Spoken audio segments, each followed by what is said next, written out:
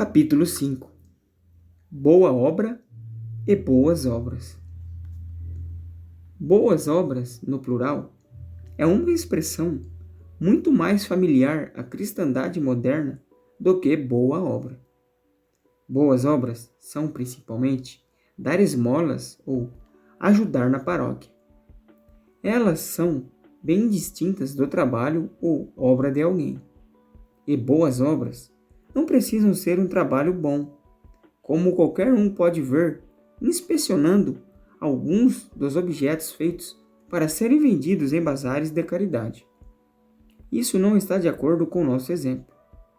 Quando Nosso Senhor providenciou para uma festa de casamento humilde uma rodada extra de vinho, ele estava fazendo boas obras. Mas também foi uma obra bem feita. Era um vinho que realmente valia a pena beber. De acordo com o preceito, não pode haver negligência da característica de ser bom em nosso trabalho. O apóstolo diz que cada um deve não só trabalhar, mas trabalhar para produzir o que é bom. A ideia de boa obra não está extinta entre nós, embora, receio, não seja especialmente característica das pessoas religiosas. Encontrei-a entre marceneiros, sapateiros e marinheiros. Não adianta tentar impressionar marinheiros com o novo transatlântico por ser o maior ou mais caro navio a navegar. Eles olham para o que chamam de linhas. Eles preveem como a embarcação vai se comportar em um mar agitado. Artistas também falam de boa obra, mas cada vez menos. Eles começam a preferir palavras como significativo, importante, contemporâneo ou ousado. Esses não são, em minha opinião, bons sintomas. Mas a grande massa de homens, em todas as sociedades plenamente industrializadas, é vítima de uma situação que quase exclui desde o primeiro momento a ideia de boa obra. Obsolência embutida torna-se uma necessidade econômica. A menos que um produto seja feito de tal forma que se desfaça em 1 ano ou 2 e assim tenha de ser substituído, você não terá um volume de negócios suficiente. 100 anos atrás, quando um homem se casava, ele construía para si, se fosse rico o suficiente, uma carruagem a qual ele esperava dirigir pelo resto da vida. Ele agora compra um carro que espera vender em 2 anos. O trabalho hoje em dia não deve ser bom. Nas roupas, os zíperes têm esta vantagem sobre os botões. Enquanto durarem, eles economizarão uma quantidade absurda de tempo e de problemas de quem as veste.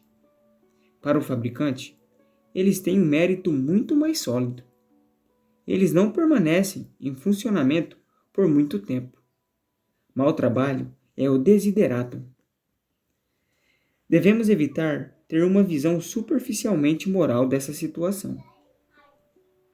Este não é apenas o resultado do pecado original ou do atual, mas foi se aproximando de nós gradualmente, de modo imprevisto e não intencional. O comercialismo degradado de nossa mente é tanto o resultado disso quanto sua causa.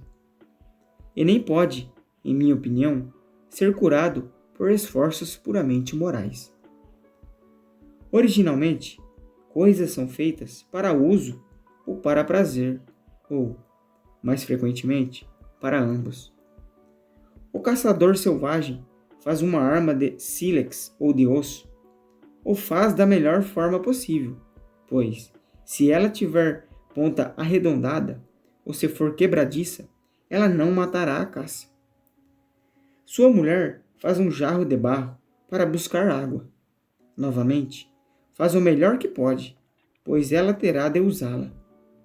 Mas eles não se absterão por muito tempo, se é que se absterão, de enfeitar essas coisas.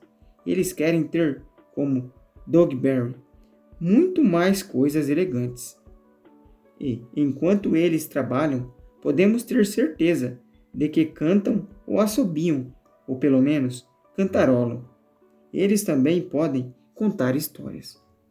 Nessa situação discreta, como a serpente do Éden, e a princípio tão inocente quanto aquela serpente já fora, deve haver mais cedo ou mais tarde uma mudança. Cada família não produz mais tudo de que precisa. Há um especialista, um oleiro fazendo jarros para toda a aldeia, um ferreiro fazendo armas para todos, um bardo, poeta e músico, 2 em 1, cantando e contando histórias para todos. É significativo que, em Homero, o ferreiro dos deuses seja manco e o poeta entre os homens seja cego. Pode ter sido assim que a coisa começou. Os defeituosos, que não servem como caçadores ou guerreiros, podem ser deixados de lado para atender às necessidades e à recreação daqueles que servem. A importância dessa mudança é que agora temos pessoas fazendo coisas, jarros, espadas, baladas, não para seu próprio uso e deleite, mas para uso e deleite dos outros. E é claro que elas devem, de uma forma ou de outra, ser recompensadas por isso. A mudança é necessária, a menos que a sociedade e as artes permaneçam em um estado não paradisíaco, mas de simplicidade fraca, desajeitada e empobrecedora. Isso continuará sendo saudável por 2 fatos. Primeiro, esses especialistas farão seu trabalho tão bem quanto puderem. Eles estão muito perto das pessoas que vão usá-lo. Você terá todas as mulheres da aldeia atrás de você, se os jarros que fizer forem ruins. Vão gritar contra você, se você cantar uma balada monótona. Se você fizer espadas ruins, na melhor das hipóteses, os guerreiros vão voltar e espancá-lo. Na pior das hipóteses, eles não voltarão, pois o inimigo os matará, e sua aldeia será queimada, e você mesmo será escravizado ou morto, com uma pancada na cabeça. Segundo, porque os especialistas estão fazendo o melhor que podem de algo que é indiscutivelmente digno de ser feito, eles se deleitarão em seu trabalho. Não devemos idealizar. Nem tudo será prazer. O ferreiro pode estar sobrecarregado. O bardo pode ficar frustrado quando a aldeia insiste em ouvir sua última balada novamente, ou uma nova exatamente como aquela. Ao passo que ele anseia por ouvintes para alguma inovação maravilhosa. Mas, em geral, os especialistas têm uma vida digna de um homem, utilidade, uma quantidade razoável de honra e a alegria de exercitar a habilidade. Falta-me espaço e, claro, conhecimento para rastrear todo o processo, desde esse estado de coisas até aquele em que estamos vivendo hoje. Mas penso que agora podemos desvincular a essência da mudança, tomando como ponto de partida a condição primitiva em que cada um fazia as coisas para si mesmo, e considerando, então, uma condição na qual muitos trabalham para os outros, que lhes pagam. Ainda há 2 tipos de trabalho. Um tipo é aquele em que um homem pode realmente dizer: eu estou fazendo um trabalho que vale a pena fazer. Ainda valeria a pena se ninguém pagasse por isso. Mas, como eu não tenho recursos próprios e preciso me alimentar, ter um lugar para morar e me vestir, eu devo ser pago enquanto o faço. O outro tipo de trabalho é aquele em que as pessoas trabalham pelo único propósito de ganhar dinheiro. Trabalho que não precisa ser, não deveria ser, ou não seria feito por ninguém no mundo todo, a menos que fosse pago. Podemos agradecer a Deus por ainda haver muitos empregos na primeira categoria. O trabalhador agrícola, o policial, o médico, o artista, o professor, o sacerdote e muitos outros estão fazendo o que vale a pena fazer por si mesmo. O que um bom número de pessoas faria e faz sem pagamento, o que cada família tentaria fazer por si mesma, de alguma forma amadora, se vivesse em isolamento primitivo. Claro que empregos desse tipo não precisam ser agradáveis. Ministrar a um assentamento de leprosos é um deles. O extremo oposto pode ser representado por dois exemplos. Eu não necessariamente os equaciono moralmente, mas eles são semelhantes pela nossa classificação atual. Um é o trabalho da prostituta profissional. O horror peculiar de seu trabalho. Se você disser que não devemos chamá-lo de trabalho, pense novamente. O que o torna tão mais horrível do que a fornicação comum é que é um exemplo extremo de uma atividade que não tem outra finalidade possível senão dinheiro. Não é possível aprofundar mais nessa direção do que a relação sexual. Não apenas sem casamento, não apenas sem amor, mas mesmo sem luxúria. Meu outro exemplo é este. Muitas vezes vejo um outdoor que tem um anúncio de que milhares olham para esse espaço que sua empresa deve contratá-lo para uma propaganda de seus produtos. Avalie por quantas etapas isso está separado de fazer o que é bom. Um carpinteiro fez esse painel, que por si só não tem uso. Impressores e fabricantes de papel trabalharam para produzir o anúncio, sem valor, até que alguém contrate o espaço. Sem valor para eles, até que colhem ali outro anúncio, ainda sem valor para o anunciante, a menos que convença alguém a comprar seus bens, os quais podem ser um luxo feio, inútil e pernicioso que nenhum mortal teria comprado, a menos que o anúncio, por seus encantos sensuais e snobs, tivesse evocado em alguém um desejo fictício por eles. Em cada estágio do processo, o trabalho foi feito, cujo único valor está no dinheiro que ele traz. Tal parece ser o resultado inevitável de uma sociedade que depende predominantemente de compra e venda. Em um mundo racional, as coisas seriam feitas por serem desejadas. No mundo real, os desejos precisam ser criados para que as pessoas recebam dinheiro para fazer as coisas. É por isso que a desconfiança com o comércio, ou o desprezo por ele, que encontramos em sociedades mais antigas, não devem ser tão apressadamente estabelecidos como mero esnobismo. Quanto mais importante é o comércio, mais pessoas são condenadas e pior ainda, aprendem a preferir que chamamos de segundo tipo de trabalho. O trabalho digno de ser feito, a despeito da remuneração, trabalho agradável e bom, se torna privilégio de uma minoria afortunada. A busca competitiva por clientes domina situações internacionais. Durante minha vida na Inglaterra, o dinheiro foi, muito devidamente, coletado para comprar camisas para alguns homens que estavam desempregados. O trabalho de que eles haviam sido demitidos era a fabricação de camisas. Que esse estado de coisas não pode ser permanente é facilmente previsível. Mas, infelizmente, é mais provável que ele pereça por suas próprias contradições internas de uma maneira que causará imenso sofrimento.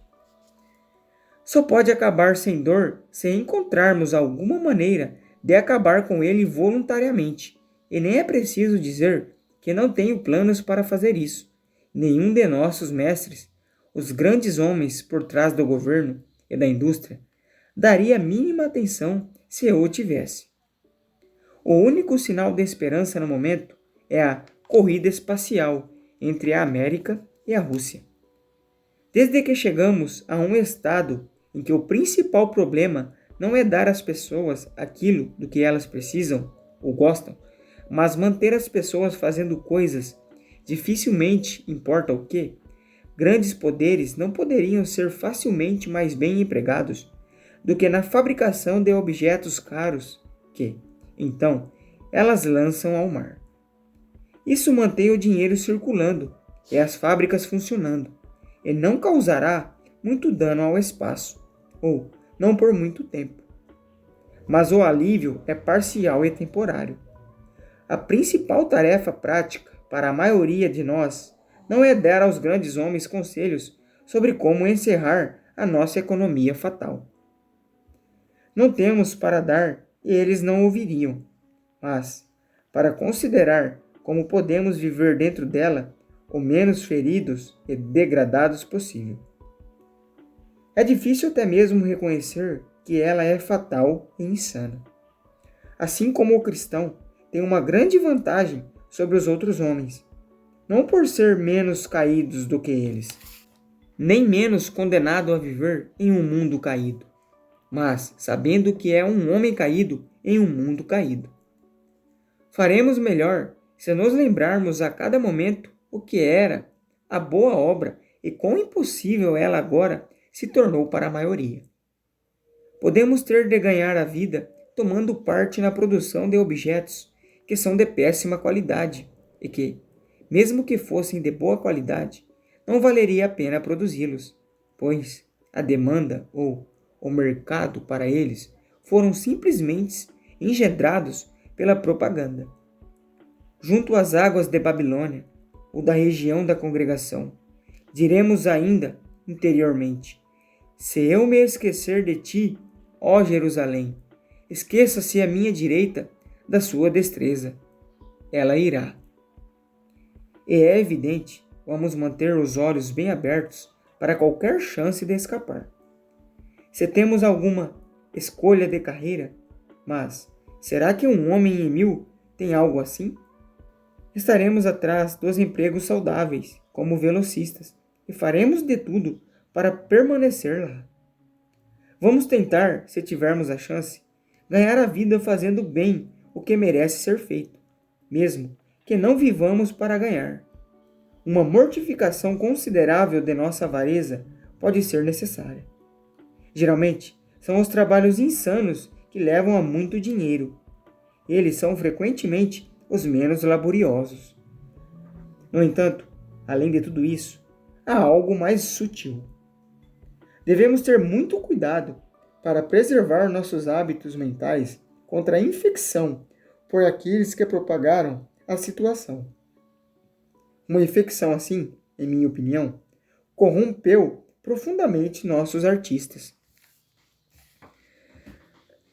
Até muito recentemente, até a última parte do século passado, tinha-se como certo que o negócio do artista era deleitar e instruir seu público.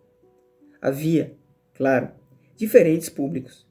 As canções de rua e os oratórios não eram endereçados ao mesmo público, embora eu ache que muitas pessoas gostavam de ambos. E um artista pode levar seu público a apreciar coisas melhores do que queria a princípio, mas ele só poderia fazer isso sendo, desde o início, se não simplesmente divertido, ainda assim divertido, e, se não completamente inteligível, ainda assim inteligível em grande medida. Tudo isso mudou. Nos mais altos círculos estéticos, agora, não se ouve nada sobre o dever do artista para conosco, mas sim com o nosso dever para com ele.